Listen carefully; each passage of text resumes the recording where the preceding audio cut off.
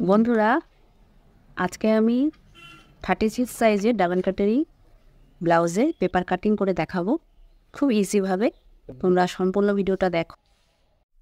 তো দেখো, একটা পেপার নিয়েছি, সিঙ্গেলি পেপার। এটাতে দেখো লম্বার মাপটা নিয়ে নিলাম। এখন ফুটের মাপটা স্ক্রিনে দেওয়াই আছে, কোনটার কতটুকু মাপ, আর মোলের মাপটা নিয়ে নিলাম।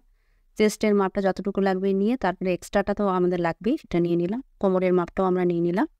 এভাবে পরপর স্টেপ বাই স্টেপ নিয়ে এটাকে মিলিয়ে দিয়ে তারপরে আমরা আরমোলে যে শেপ 1 ইঞ্চি সেটা আমরা অবশ্যই ভালো মতো নিয়ে সেন্টার পয়েন্টটা দিয়ে তারপরে মিলিয়ে দেবো। গলা চওড়াটা 2.5 ইঞ্চি আর নিচের দিকে 3.5 ইঞ্চি, এভাবে নিয়ে আমরা মিলিয়ে একটা সুন্দরভাবে বক্স করে নেব।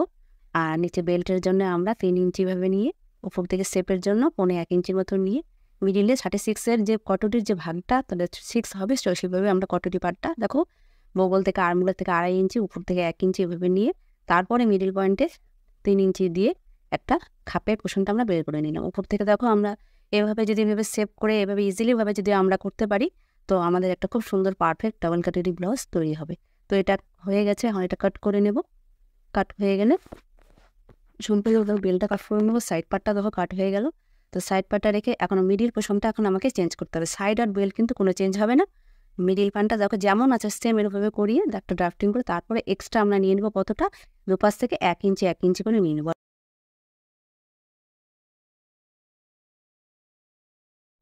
হ্যাঁ দেখো, দুপাশে মিলিয়ে দিলাম, নিচ থেকে 1 ইঞ্চির মতো দিয়ে কটরিটাকে একটা শেপের মতো দিয়ে দিলাম। বাড়তিটা আমরা যতটুকু আছে নিচ স্ক্রিনে দেওয়াই আছে কত ইঞ্চি নেওয়া আছে, তো তোমরা দেখে নিও। আর এভাবে কাট করে নেবো কটরির উপরে পাটটা।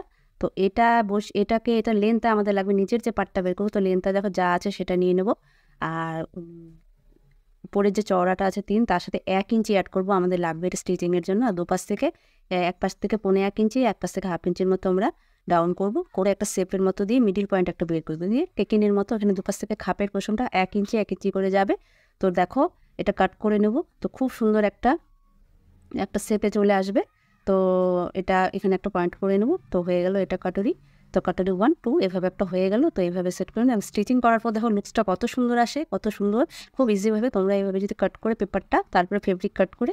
পুরো ভিডিওটা দেখার জন্য সবাইকে ধন্যবাদ। ভিডিওটা অবশ্যই লাইক করবে, কমেন্টস করবে, শেয়ার করবে। আর এর থেকে আর কোন কোন সাইজে তোমরা দেখতে চাচ্ছ সেটাও তোমাকে জানাবে।